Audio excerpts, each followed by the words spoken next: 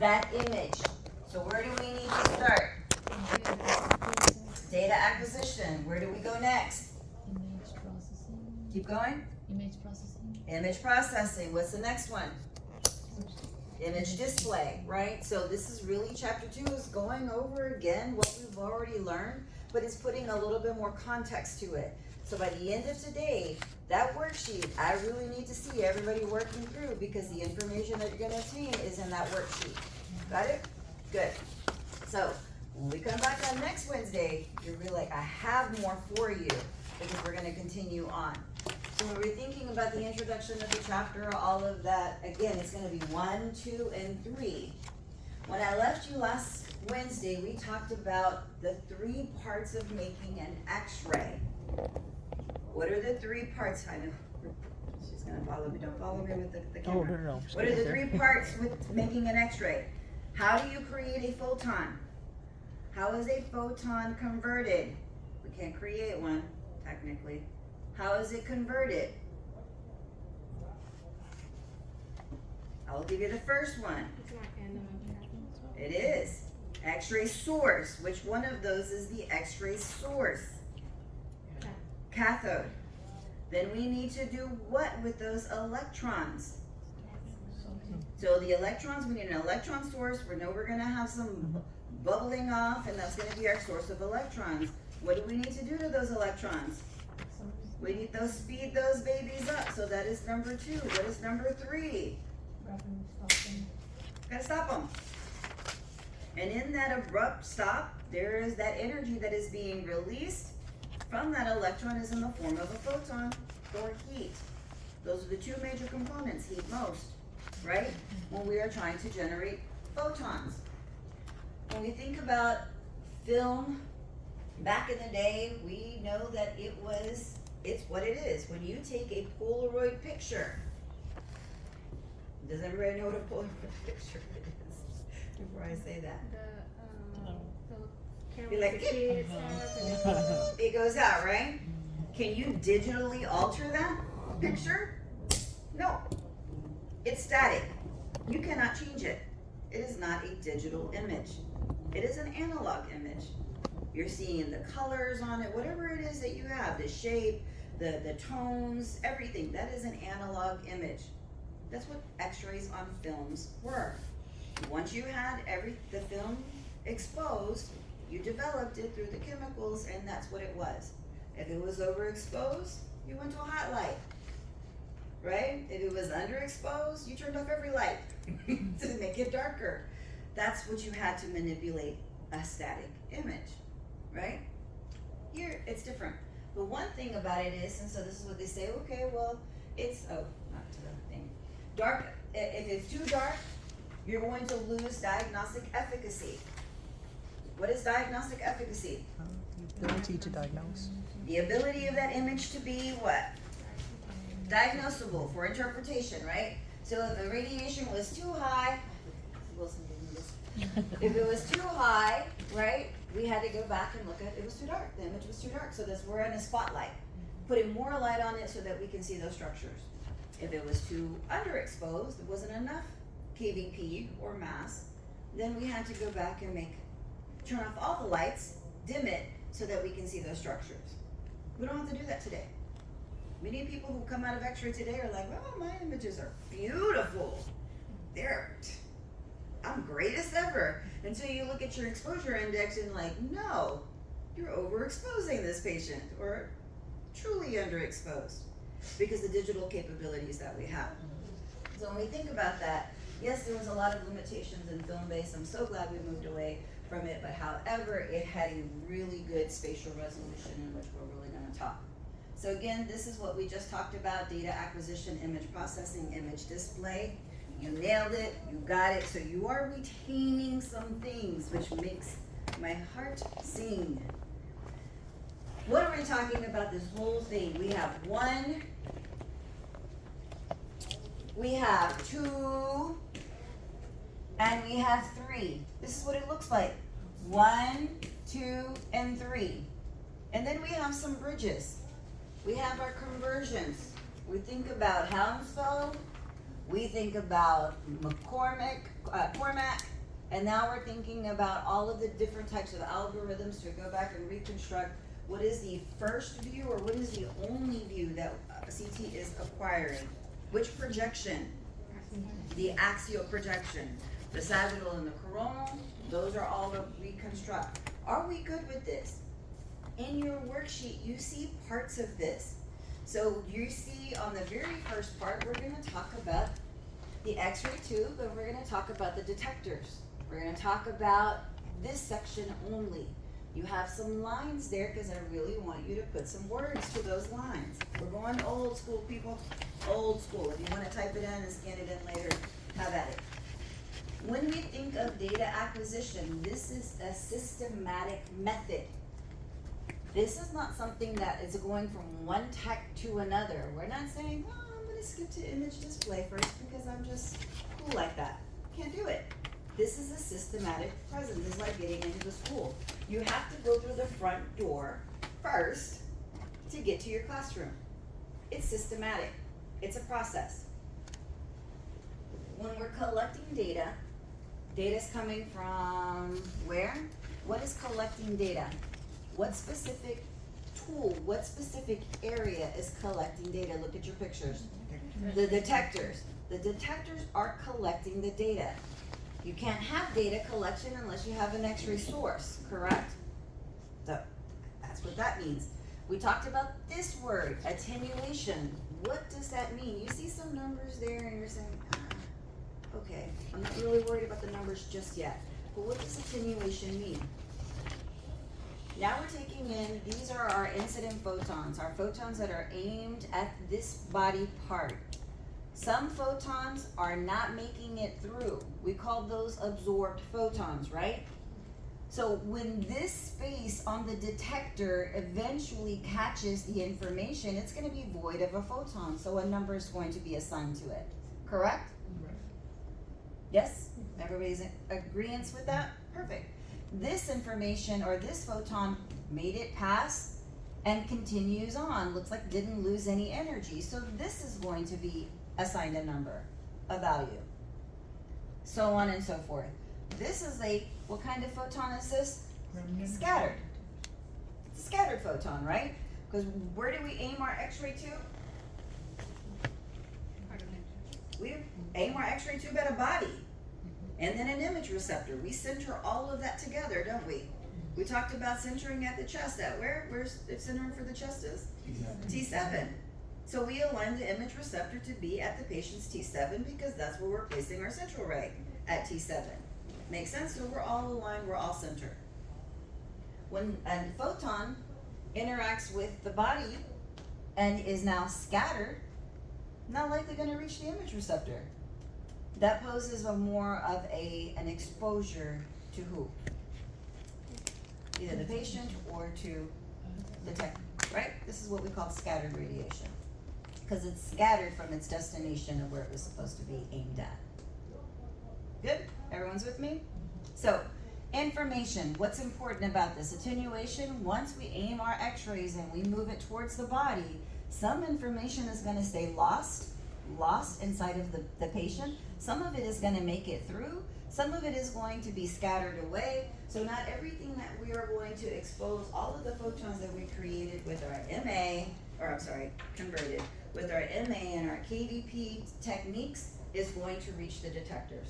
But when we're talking about data acquisition, it is all about the detectors collecting data, period. And the values that will get assigned afterwards. Once the detector receives the data or the photons.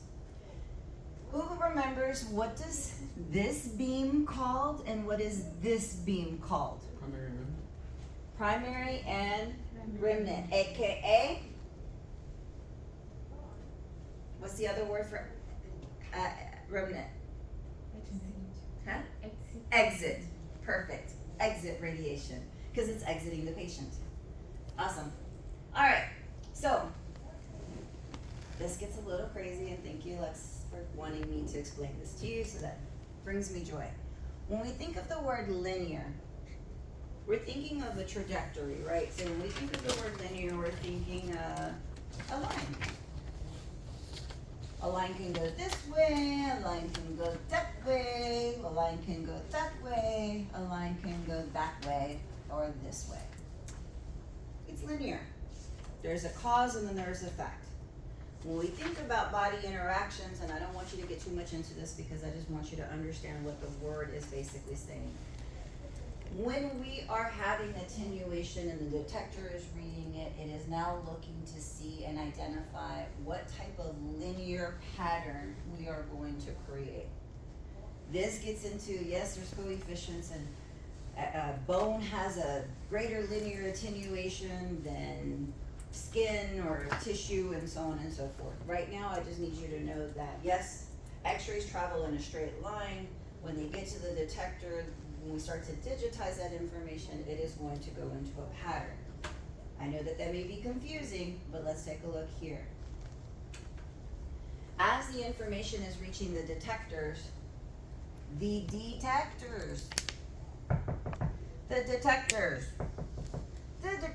produce an electronic signal. So we've taken a photon. Let me erase this. We've gone from a photon to a what? An electrical signal. We just converted energy. We converted energy. We started off in the X-ray source. We said, and again in chapter 3, we'll get into it specifically. We started off with the electrons, right? Then we stopped them. And from that, a photon emerged.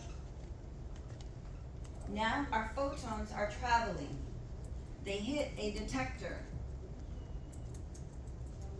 Inside of the detector, this photon, which travels in waves, is now being converted to an electrical signal, back to electrons, moving in a circuit.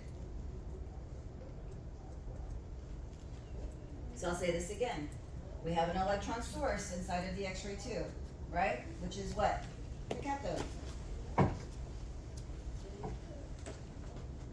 What stops them inside of the X-ray tube? The anode. What is released from that stop? A photon. A photon travels, exits the patient, exits the beam, enters the patient, enters the detector, and inside of the detector, this is data acquisition, correct? It turns into a what? It converts into a what? The analog signal? An electronic signal. So where we started off with an electron source, kinetic energy, we speeded them up only to stop them abruptly. Cathode to the anode, we have emerging photons. Photons are now aimed at our patient, right? They pass our patient and they land on the detectors. Inside of the detectors, what happens? What energy is being converted? From what to what? Say louder, Samantha. Electrical to analog? Well, it's X-ray. Oh, yeah. Here it goes, starts off as an electron, electrical, right, our electrons. We go from a photon, so we went from X-ray, which is photons, to electrical. Where is this happening at? That is happening at the detector. So the conversions that are happening in certain parts of the system. All of this falls under data acquisition or image production. Don't be afraid. Does it fall under data acquisition or image production? Data acquisition. Data acquisition. This is still data. This is still data. Because until it becomes a digital language, Binary number. this is all data. I'm gonna kind of bring you back through it, so that way we can recap and figure out what in the world is she talking about. Let me see.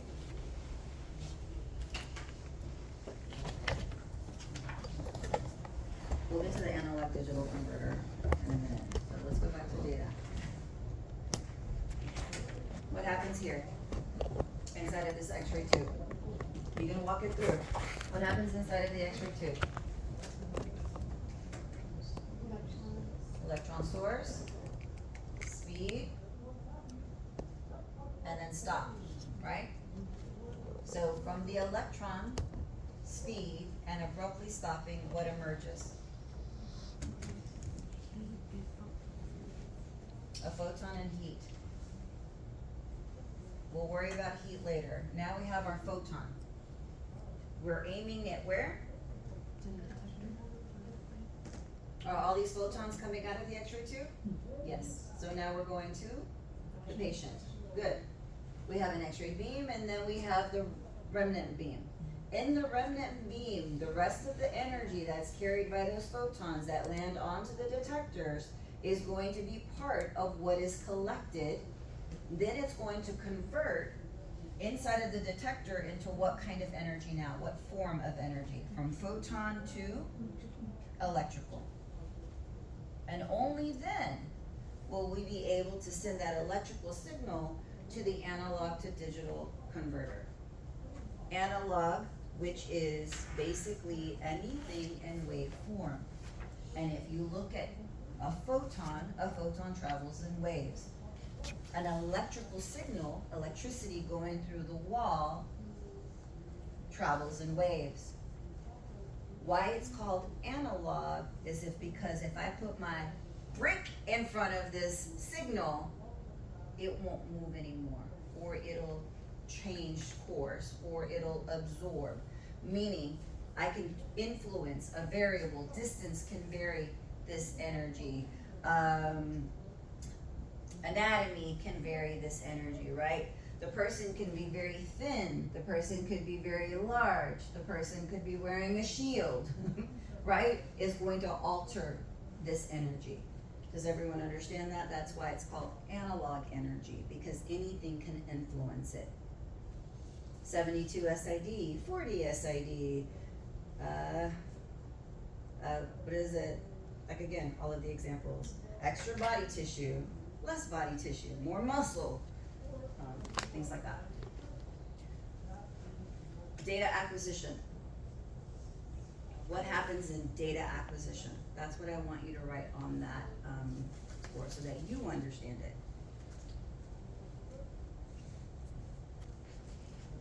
Think about the conversions, what's happening. This is gonna help you in chapter 3.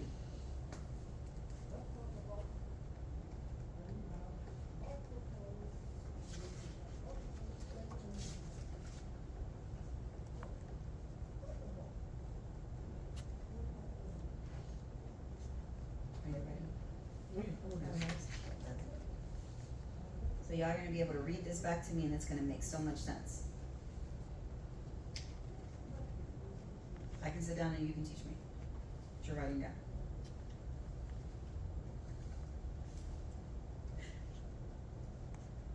So are we good? What happens in data acquisition? How do we obtain data? Well, we gotta start with electrons first. We need an electron source, right? We need to convert those electrons into photon. The energy from the speeding electron, that kinetic energy, is going to be given up as a photon later because it's abruptly stopped. Everybody understand what kinetic energy is? Energy in movement. If you're running full force, people like a track star. Who watches the Olympics tracks? Sports. Everybody? Racing. You don't have a need for speed, Lexus? Okay. Think of something that has speed, that's not track or cars. I don't know. Gymnastics to some extent. Do you speed in the car? Oh. So think about that. If you go really, really fast, and you get stopped really, really fast, that kinetic energy that you did in your momentum, that struck that momentum, is now going to be released as a weightless, massless energy. So energy is never created, it is just converted. So if you chose to speed up and you got stopped, you're going to be in a lot of pain, but that energy from the car is going to is going to be converted into some form or fashion. When the electron is being sped up to its top speed, and that's going to be our kVp that drives that. The higher the kVp, the higher the energy, right? The higher the MA, the higher the what? Exposure? Exposure. Okay, there's also some other ones in there. The quantity of the photons. So when you speed them up by kVp, you abruptly stop them, the photons are going to emerge as part of the energy from what was once speed. Again, the photons will go towards the patient because we never aim photons at anything else other than patients. And then once the remnant beam passes the patient, what lands on the detectors will eventually be quantified.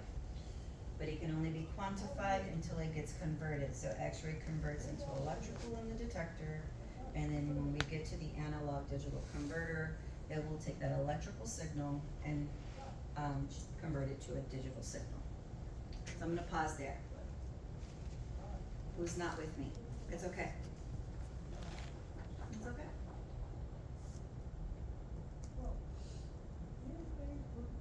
Romer, you're honest. I know you'll tell me. It's good. So You far. like that? Okay, we're good? Yes? Yes. We're good? Okay, analog digital converter. Now this is a box. This shows as a box. It's a box. It's going to be a section of the tube of the gantry that is going to take the electrical signal, which we now already have because we're now passing the what? The detectors. Our energy is traveling into the detector as an X-ray and leaving the detector as an electrical signal. The electrical signal is minding its own business and it travels into an analog digital converter. Hello. So what happens next? Let's get to it. The analog digital converter, or the ADC, is now preparing processing by the computer.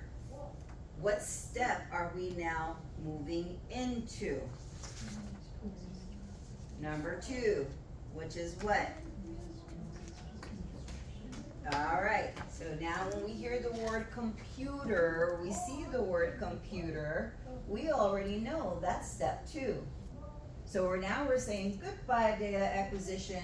Now we have this data and an electrical signal. It now needs to be converted into a digital language. So what does the analog to digital converter do? It takes that wave, that analog signal from an electrical form, not a photon form, an electrical form, and is now going to quantify it into a digital signal. Look how square this is becoming. Now remember when I said that crests and valleys, or crests and troughs, will eventually start to be converted into highs and lows, ones and zeros. This is where we start to get into that digital talk. And digital talk is only in zeros and ones. Digital talk is only in zeros and ones. Digital talk is only in zeros and ones. Never 6, never 8, only zeros and ones. Okay? Is this the photon signal, or is this an electrical signal that goes into the analog to digital converter? Electrical. Perfect. Alright. So, fun fact, here we have, this is just an image. Ooh, let me turn off the lighter. You might want to look over there, it's closer to you. But this is an X-ray tube, or a gantry, what it looks like on the inside.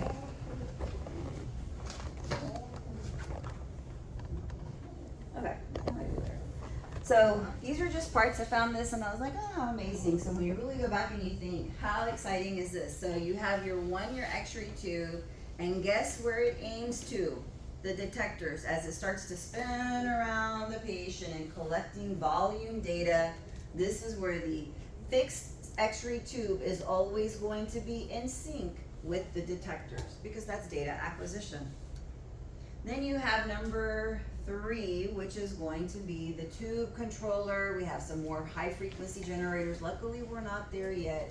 We have number 5, which is gonna be that onboard computer, and then we're gonna have the stationary computer that it'll eventually connect with.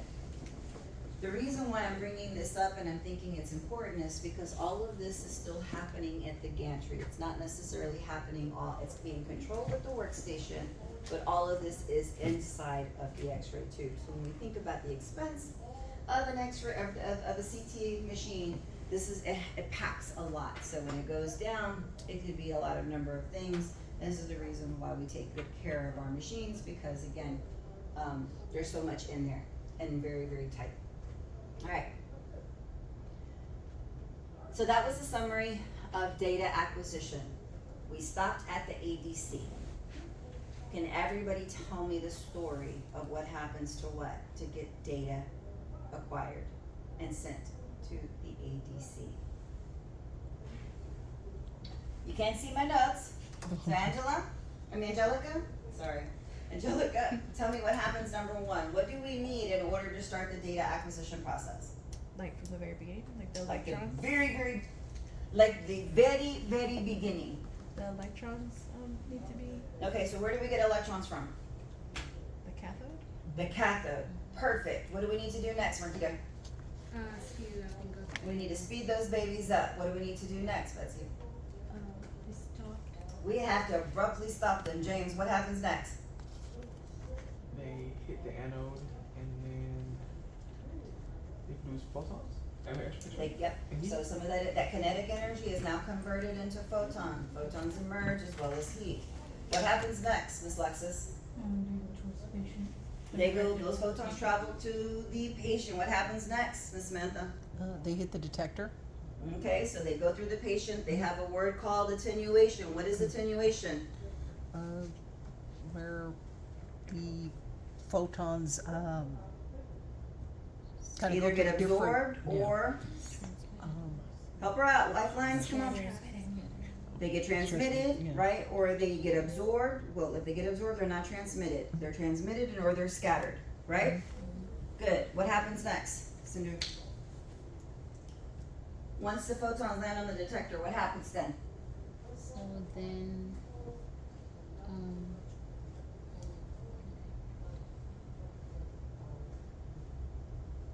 then the Yeah. electrical signal. The detectors start to convert the photon energy into electrical signal. What happens next, Romer? I think that's where we stop. then Okay, analog it's to gotta go somewhere. Oh, the next step is the electrical signal is going through the converter, analog to digital conversion. This is the perfect size class because we went through that whole process. You guys sounded like experts. So I think you got it. Yes? Yeah. Perfect. All right, moving on. We're next step, number 2, image processing. This is performed by the computer. We've talked about that, and this is where we're now going to get binary talk. The computer needs binary information in order to go back and reconstruct those images. Remember, the CT is scanning around the patient, acquiring volume data. We know that x-rays are landing on the detector, and all of those signals are going to now be quantified. And once they become quantified by the ADC, we're going to have an output of digital language or a digital signal. Now, we talk about the acquired from the ADC during the data acquisition phase. So again, the ADC is going to be that bridge from the data acquisition phase to the processing phase. And that's all happening in the computer. So everyone's clear. We got that electrical signal going into the ADC, and now it's coming out as binary talk. But what is binary talk? It's very specific. You just said zeros and ones, zeros and ones, zeros and ones. It can't be an 8, it can't be a 6. But you can tell it to be a 6 when you put zeros and ones together in a sequence. So the analog signal goes through the ADC, and now what's happening is 0110. Remember when I said all of these photons that were landing on the detector were going to be assigned a value? These are now what we're considering those values. So whatever the binary output is going to determine is a gray. Whatever the binary output is going to determine is a white color on your image. We know the white color is going to be representing which type of anatomy, which type of tissue. What'd you say? Bone. Bone. Dense. Absolutely, bone. So we know, yes, I have a question. sure. The ADC is in the detector or is the ADC in It's the in computer? between the two, no, it's outside of the detector. Okay. Let's take a look at your picture. There's your detectors, right? These are not your ADCs. Your ADC is going to be on the other side of that detector. Got it? Yeah. Go back to the beginning. I see it in between. Mm-hmm. So I was wondering whether it was in the detector or whether it was in the computer. This is detectors. Right. Detector sending the information to the ADC for To the computer. what is the detector, what kind of information is the detector sending over to the An ADC? electrical signal. An electrical Analog signal. Electrical signal. Correct. So this is not into the computer yet. Okay. This is a specific equipment, microprocessor, that is going to change that electrical signal into the digital output before it enters the computer, because the computer cannot do anything analog. It's like saying, I have my Polaroid picture, here, computer, do something with it. No, I have to go back on that Polaroid picture and say, let me turn on the light. What you're eventually going to see is that the data that's being collected and sent over is going to eventually be able to be plotted. So if I have a Polaroid picture of a heart, right? And I want to digitize this analog image. Now I have to send this information over to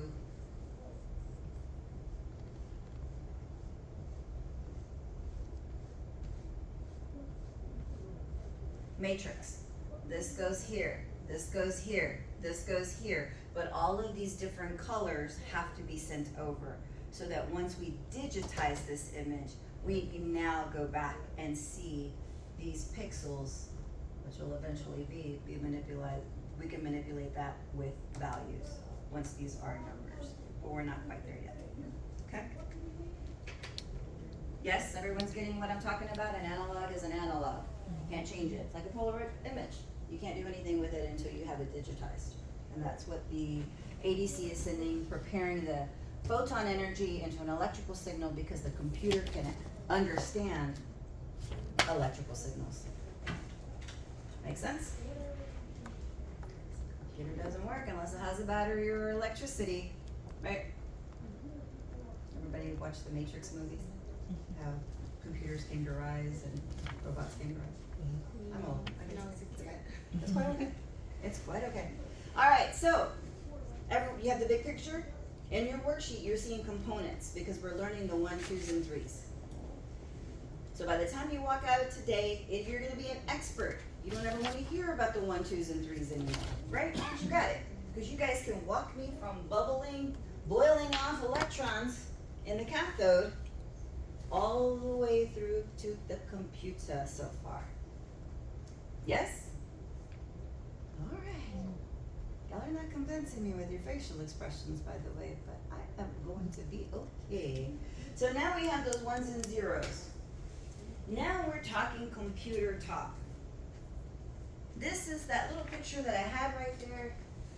And every little pixel here and every little number here, there's 0, 1, 0, 0, 0, 0, 1, that's going to be translated over here and eventually given a color or a shade or a Hounsfield unit.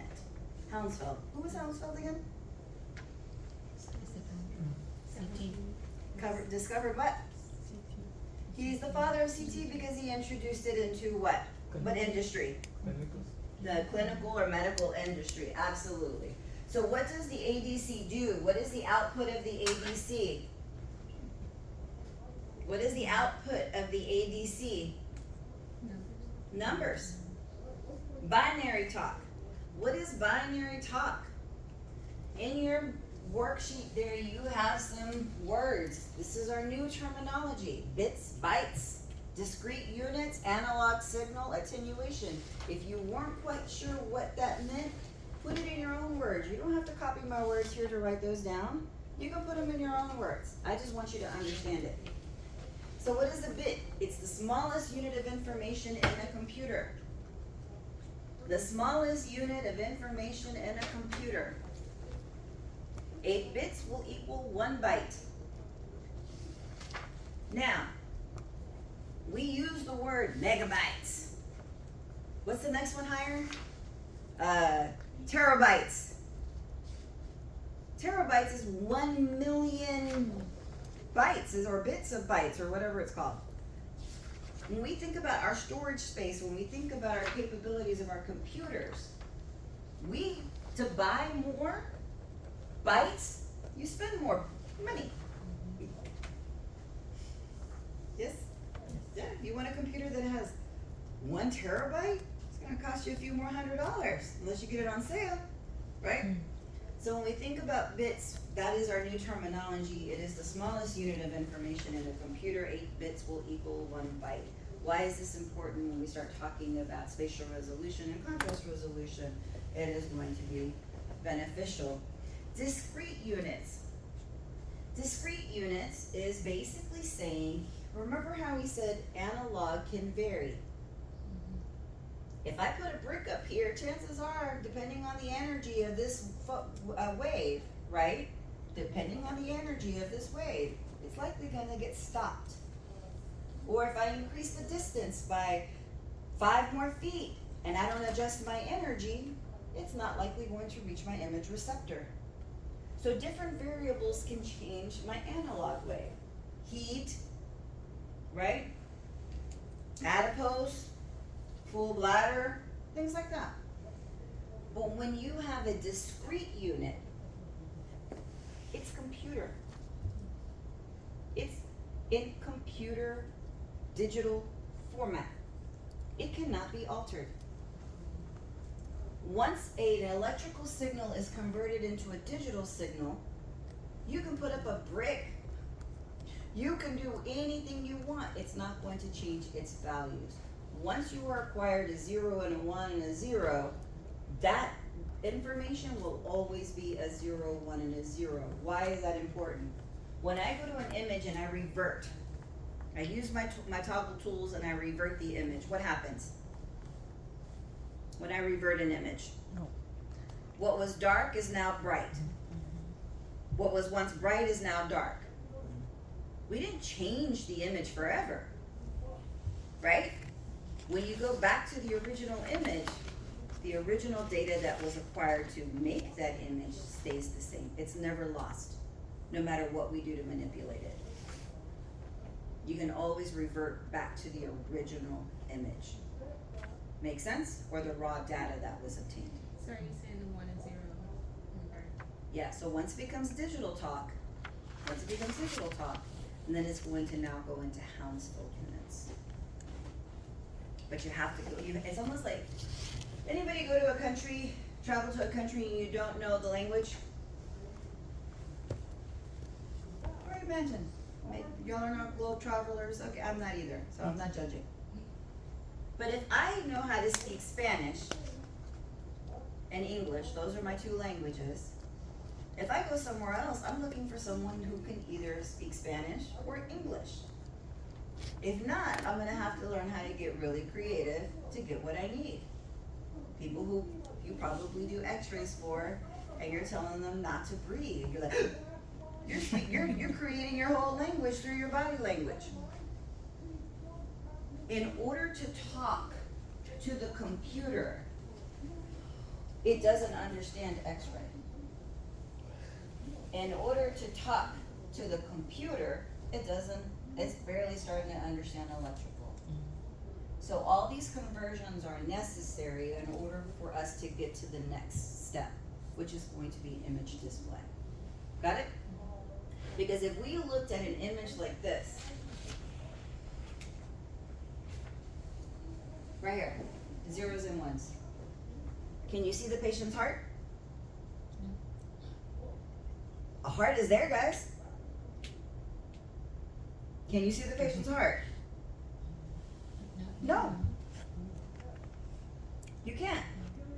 Well, we know it's there. The outline is there. The shadow is there because we aimed our photons to get there. But we don't, that's just zeros and ones. We need more. Make sense? So this is our journey for energy conversion, but being able to use the equipment that we need in order to translate that information from one to the next. Good? Perfect. All right. Attenuation. I know y'all are sick of me talking about attenuation. Do you have the word attenuation down? So when y'all are talking to me,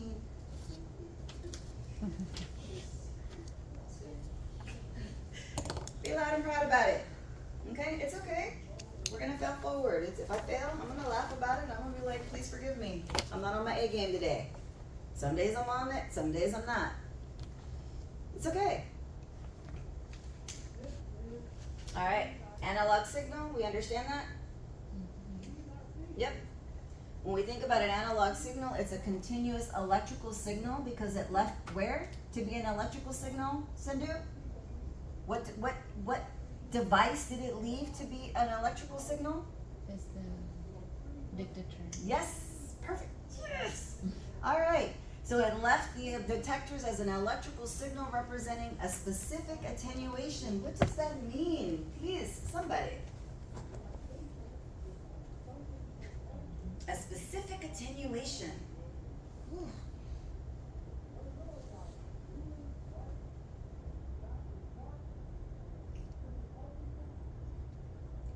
Wait, say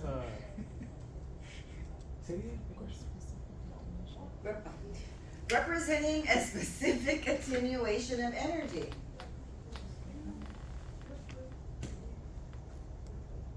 What does that mean? The numbers? That it went through maybe the different tissue Yeah. densities and then creates the number, like she said. So the heart has muscle in it, the lungs don't. We know that this energy is going to land on the detector differently than this energy over here, correct? So the analog or the electrical signal has to be, it has to represent the electrical signal, the X-ray signal that landed onto the detectors. So the detector has the responsibility to replicate this energy into an electrical form so that when the zeros and ones or the ADC, the computer starts to process it, then this should have a different shade of gray eventually than this over here. Make sense? Perfect. Score. I'll take it. All right. Summary of image processing.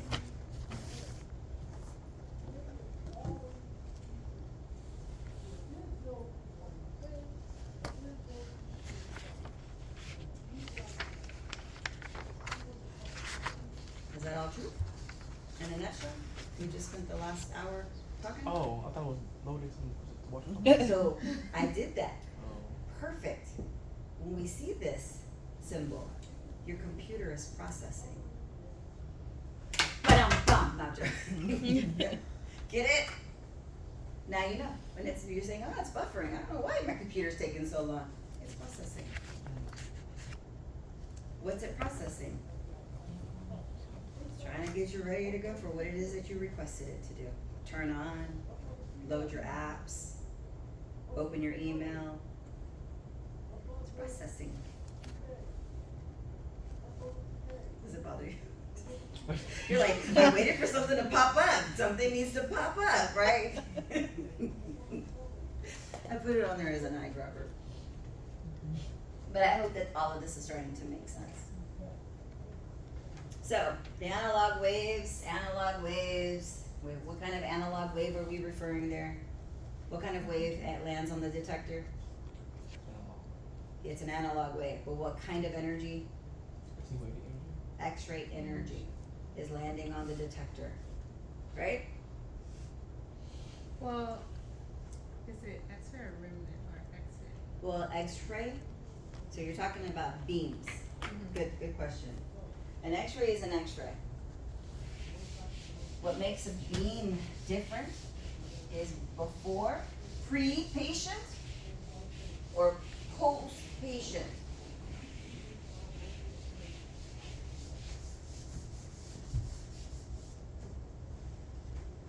I've set my KVP.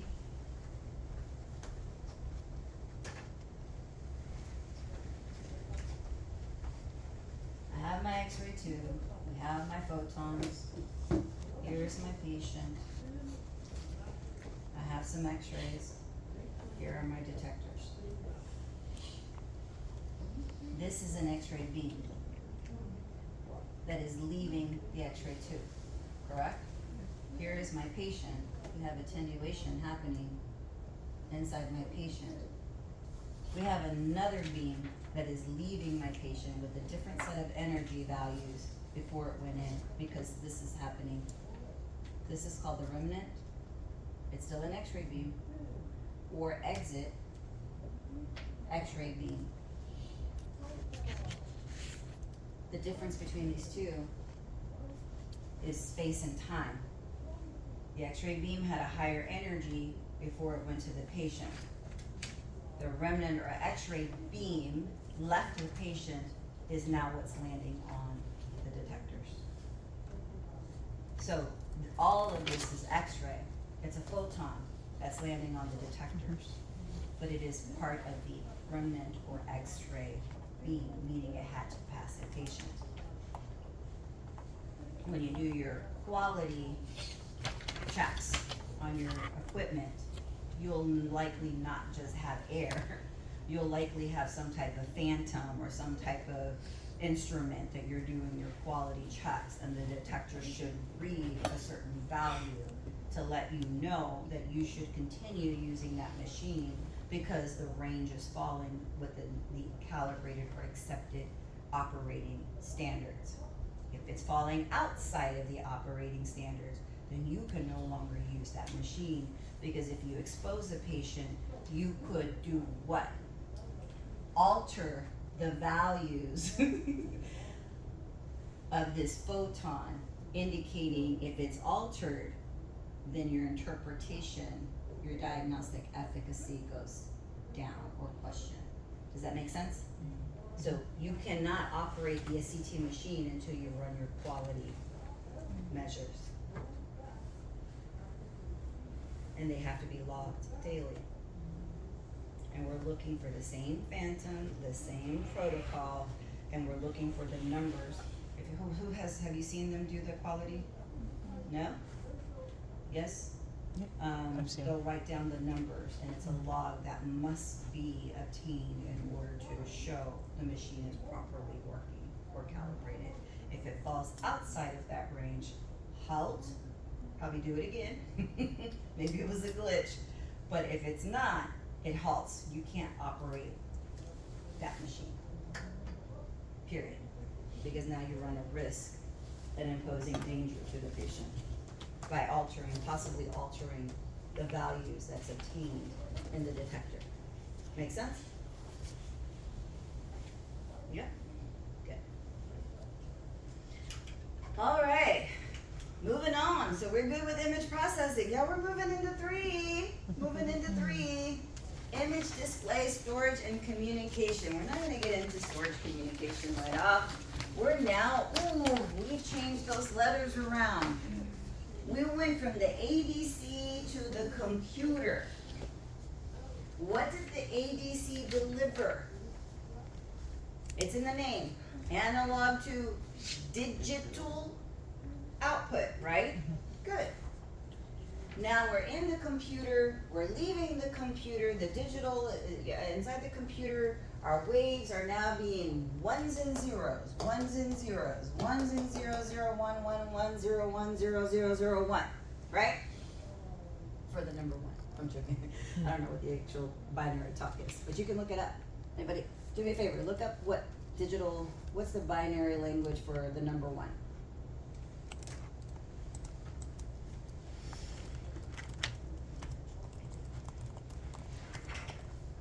Type it into Google, type it into your browser.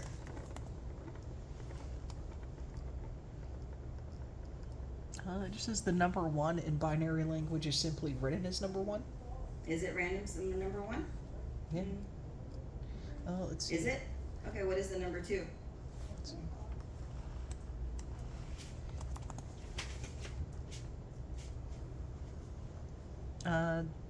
It's represented as 10 in binary language. So yeah. Okay. Number 3? Let's see. 11. So yeah, it kind of goes into some different stuff. 4 is 100. 5 is 101. So really, just kind of. Okay. Yeah. So the number 10 is what? Out of curiosity. Number 10 is it's actually 1010 or 1010. For the number 10. That's binary. That's binary talk. Mhm. So now we're to have zeros and ones, but zeros and ones doesn't show us the heart. It doesn't show us tissue. It doesn't outline kidneys. It doesn't show us all of the things that we learned in marrows, does it? Now we're going to take the digital output from the computer and go to the DAC. The digital to analog converter. That's a hardy heart for you, right?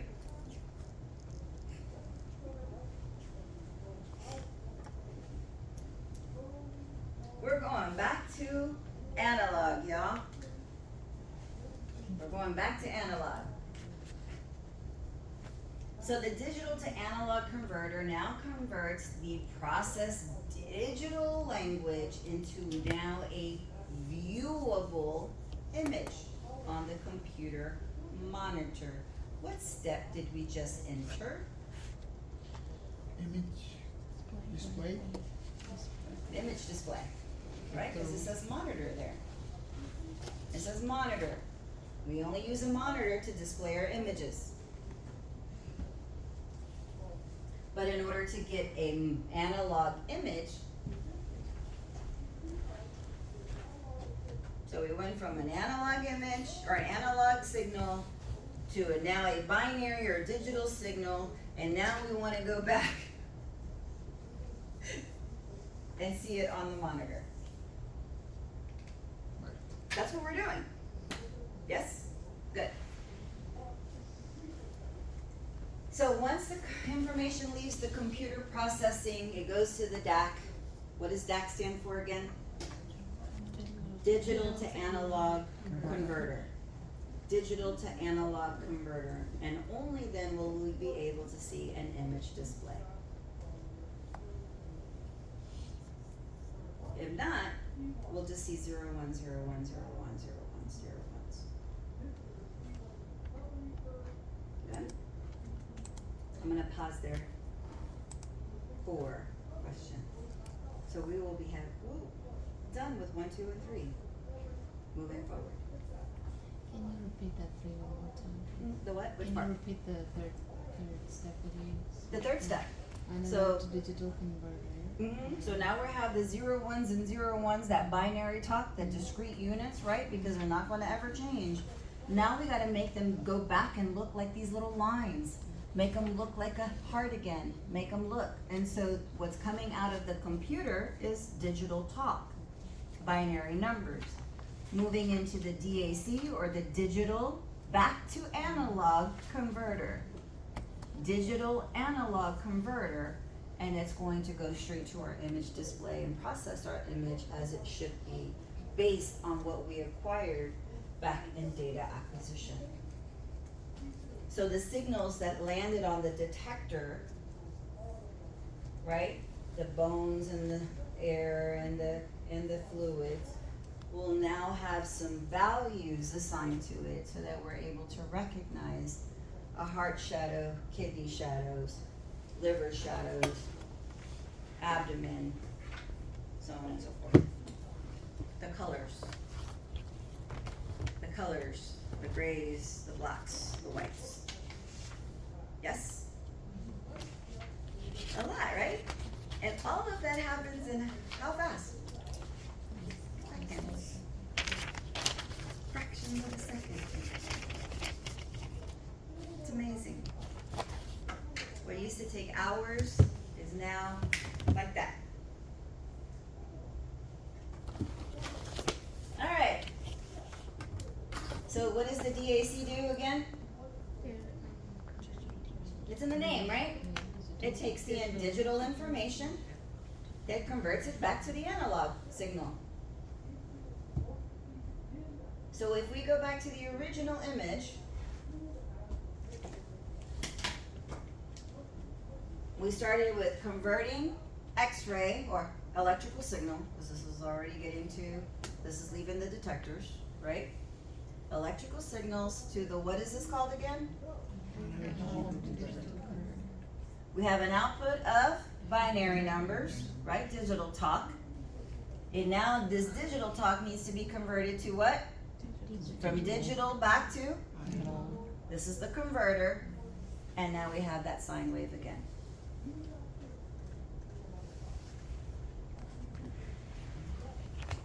So we're doing a lot of conversions in 1, 2, and 3.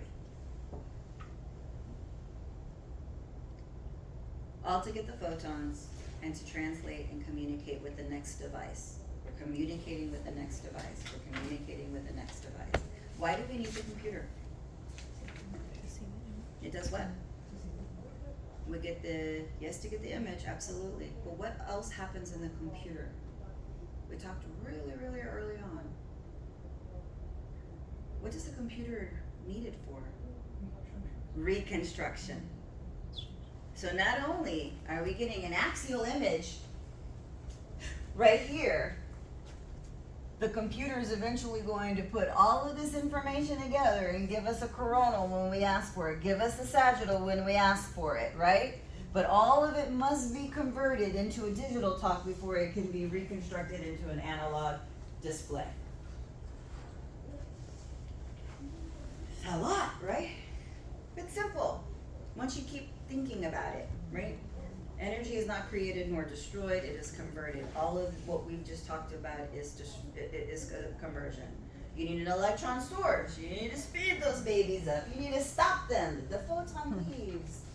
What was once kinetic energy is now emerging photon. It goes towards the patient. It goes through the patient. It lands on a detector. It gets converted into an electrical signal. It goes to the ADC. From the ADC, it goes to the computer. From the computer, it goes to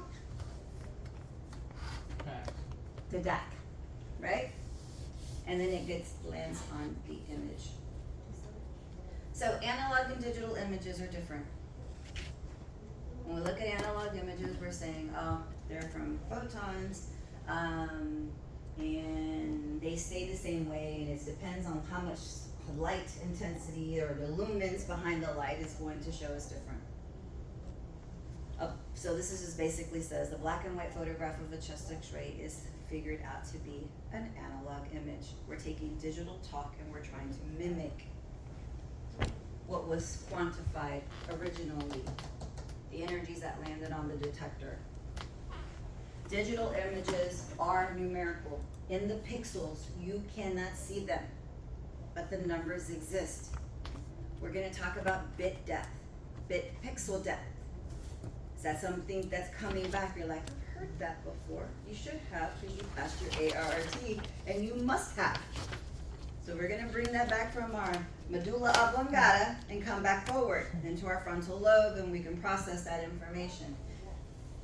Nothing is stored in your medulla oblongata. I'm being funny, totally funny about that. So just want y'all to know that. She's like, she does not know her anatomy. No, I know that. That's being funny. So digital images are numerical representations or images of objects. So now we're going to talk about formation requires a digital computer. Data must be in digital format. We just don't understand all of this. Now we understand all of the steps it takes to get when we want to scroll our mouse to make it brighter and scroll our mouse back to make it darker. All we're doing is manipulating the digital language inside of our pixelated image and altering the values. That's all we're doing. But if you revert it back, what does revert back to the original processed image? That goes back because the values that are associated or quantified, when this wave became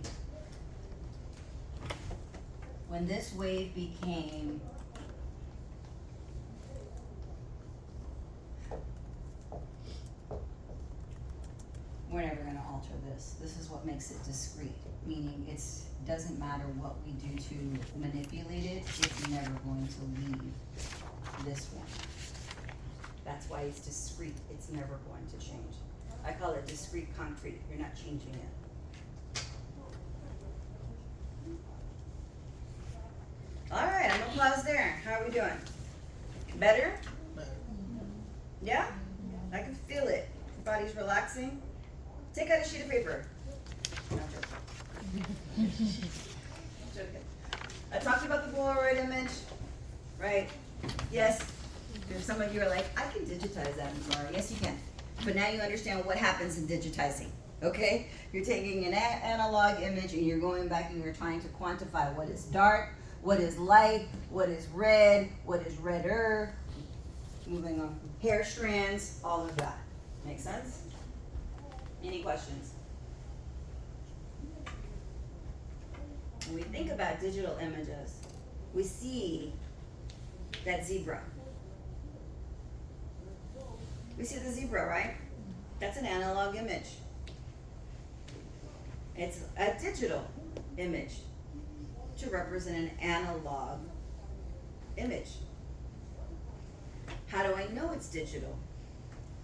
Because now I can manipulate the values tied into every pixel that represents that analog image. I can change, manipulate it. It's the same picture, but I've manipulated the pixels inside.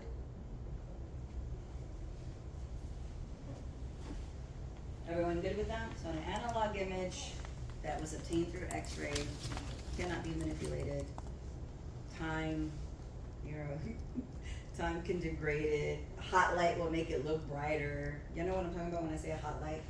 It's like a really spotlight. It's like a bulb that has high lumens, like super, super bright, and you would put like dark images in front. So you're like, there's my kidney. Like the light Overexposed. box? Yeah. Light box? It's a light box, but it's a super. It usually comes off like a spotlight. Like when you have a spotlight and you're like, hey, what are you doing over there, right? You put your image, your overexposed image, and it just like, oh, look, it looks pretty. But without it, you see nothing but a dark film. It's crazy. We used to have fun. All right, but here you guys are exposed to. This is no matter what I shoot, no matter what technique I use, is gonna look so pretty, and then I can go back and do whatever else I want to do with it. But then your exposure index may go off like, it's not supposed to be like that. Okay. Now, last part for now. Your image formation, and this is what we're going to get into, because what's happening after this is we're going to talk about pixel bit depth. We're going to talk about what happens inside of these boxes, inside of our matrix. Okay? Because anytime that you have a discrete, and you really go back and think about it, if I take a sheet of graph paper, this is going to be very hard to plot.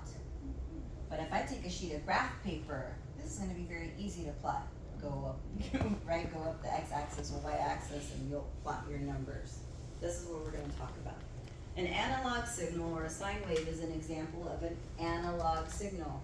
This can be in the form of a photon, X-ray beam, or an electrical signal, right? Because if we turn off the power, electricity is not flowing.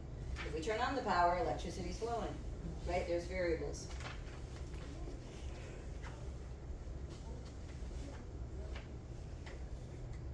Now, when we think about old images, like I just talked about, X-ray images, what landed on the X-ray, with the chemicals inside of the X-ray films interacted with the energy, and once all the processing chemicals went through it, it was going to show up as either dark or gray or black or white or whatever, right?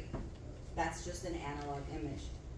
with a digital signal or a discrete function, meaning it's never going to change the values once it's quantified. Once the sine wave has been quantified, this crest is a 1, 0, 1, 0, 1, 0. It is never going to change no matter what we do. This is why we call it discrete digital signals. Discrete, meaning we can't alter them. We can't. How many of you have collimated your marker off because you marked the wrong side? You shaded. Nobody wants to admit it. Good job, Samantha. Thank you, Samantha. Thank you. Because we all done it. We've all done it. We've all done it. You're like, ooh, I marked that wrong. So and so. Let me go on and shade that off, right? We can do that with the computer. On an X-ray, we couldn't. We try to put a sticker over it, and they're like, that's not legal. Yeah. Expose the patient again or sticker. Which one do you want? You know, that was the ethical conundrum back then. But here we have the ability to do that. Doesn't matter. If you take that image where you mismarked that side, legally, you can go back and revert to all of the data that was there acquired at the beginning. That's what I'm talking about.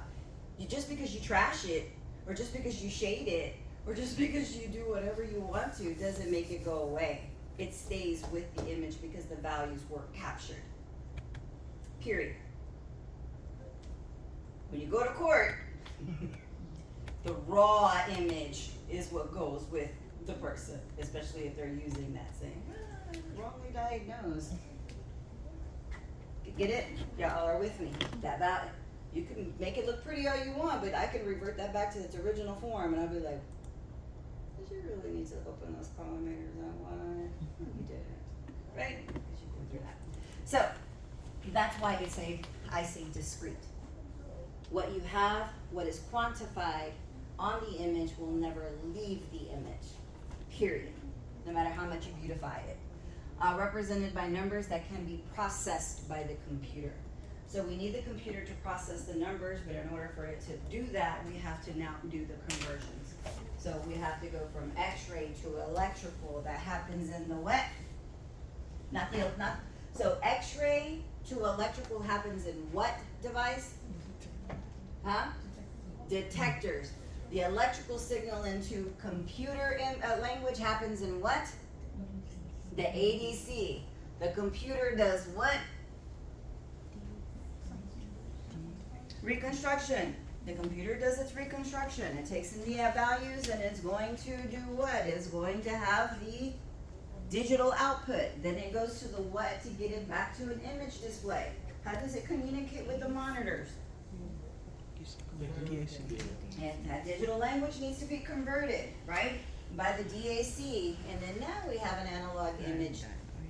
It's a digital image pretending to look like an analog image.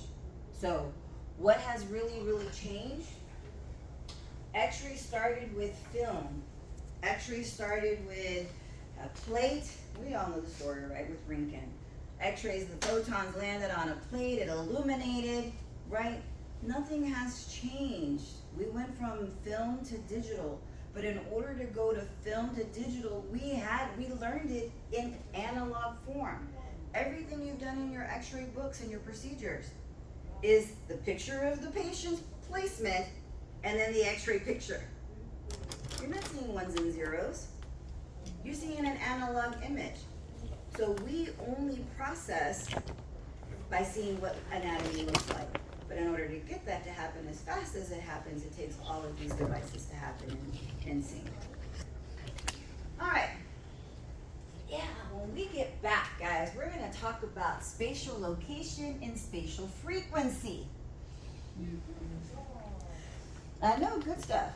Because we're going to eventually get into the Fourier transform, and I'm going to try to break it down, and then we're going to get eventually what that does and how we start getting into the matrix, pixels, and voxels, and bit depth. So again, chapter 2 is a bit high tech, because when we get into chapter 3, it's really all back to the cathode and the anode, the tungsten, the boiling off, right? All of that great fundamental stuff. That's what chapter 3 does. I wish I would have started in chapter 2, but we decided to skip around and make it exciting. Okay? You have did everybody get the, yes? The chapters. Yes. Chapters? When you go through it and read it, The chapters, I sent you an email. Oh, okay. Yeah. You should have gotten three pages. But when you go through it, you're gonna see the difference. It's gonna be so